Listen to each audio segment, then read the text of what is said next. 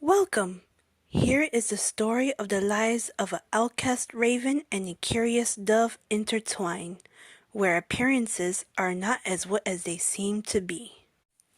The Raven and the Dove. In a lively forest filled with lush trees, soothing creeks, and rocky terrains, there was a time when all the animals were treated the way they were symbolized. The foxes were never trusted, the goats were praised, and the ravens were avoided. Whenever a raven flew above the forest, all the other animals scattered and hid, for they believed that a raven would bring death and sorrow into their way. The forest was divided for many years, and the only way to break this cycle was a brave spirit.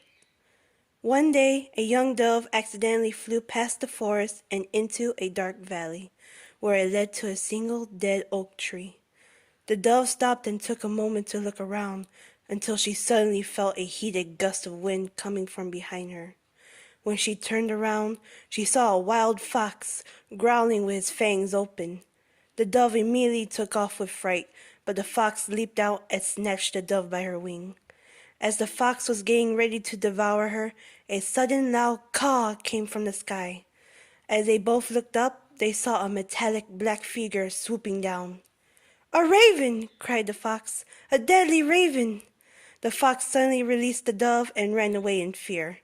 The dove tried to fly away as well, but her broken wing, covered in teeth marks, grounded her.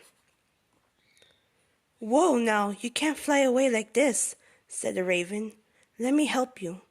As he approached her, the dove took a step back hesitantly, but stopped to let the raven help. The raven then took the dove up into his nest inside the dead oak tree. "Don't worry, I'm not going to curse you or anything," chuckled the raven, trying to ease the dove. "You can stay until your wing is healed." He then left and sat outside on one of the branches. Days have passed, and each day the dove spent her time observing the raven, wondering how she is still alive and how the raven has been so kind. One day, when she had enough strength, she flew out to join the raven on the branch. "Raven, why did you save me?" "Don't ravens bring death?" asked the dove. "What? No!" laughed the raven. "That idea is just something the forest made up. I'm just a bird, like you, and I couldn't bear to see you get killed by that fox."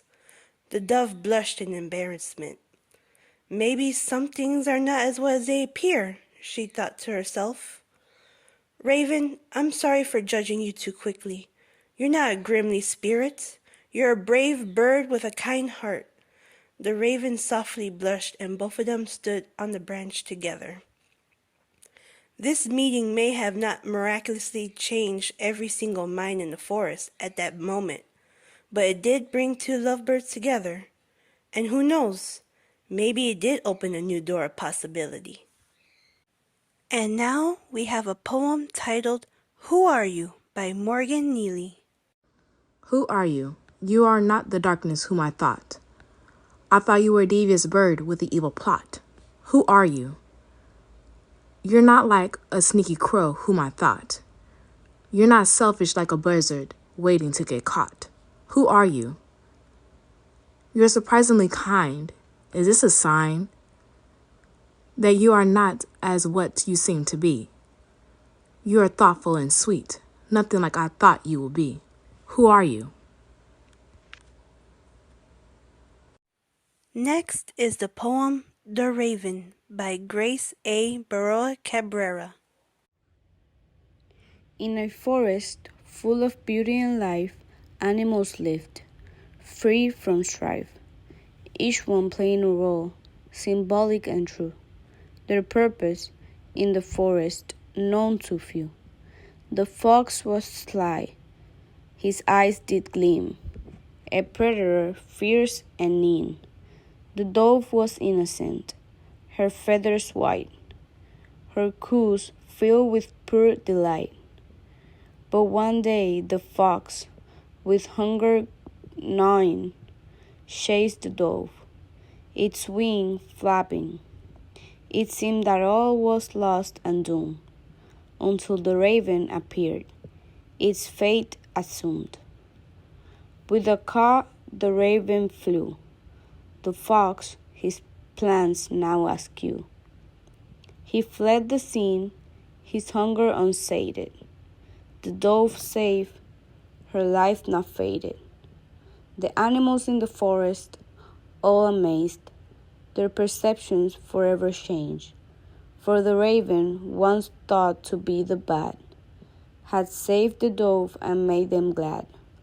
And so, in the forest, life went on, the animals playing their parts one by one. But they knew now that not all was as it seemed, and those appearances sometimes deceived. For the raven had showed them, in one act of grace, that sometimes the one we least expect saved the day. And in the end, it's not about what we see, but the true nature of things that set us free.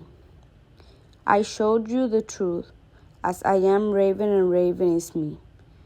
Truth to believe, not just what eyes perceive. For I am more than what I said. I am courageous and rude. So let us not judge by what we see, but look beneath, and then we'll see that things are not always as they appear, and the truth to us will become clear. And last but not least is Kezia St. Hilaire's The Raven and the Dove poem. A village of birds so fair, where superstitions filled the air, the ravens were shunned and feared, for tales of darkness they appeared. Their feathers black as a starless night, the villagers thought they brought fright. They flew with grace and cawed so loud, and left the others feeling avowed. For years the birds would not come near. The ravens were left with dread and fear. But a dove with eyes so bright and wise discovered the truth to everyone's surprise. She saw a raven one day, curious and nosy, she was unable to fly away. The dove helped him and they became friends, and the raven's true nature she did defend. She taught the others to see with their hearts, not to be fooled by superstitions or false starts. And soon the ravens were welcomed back to the village of birds without any lack.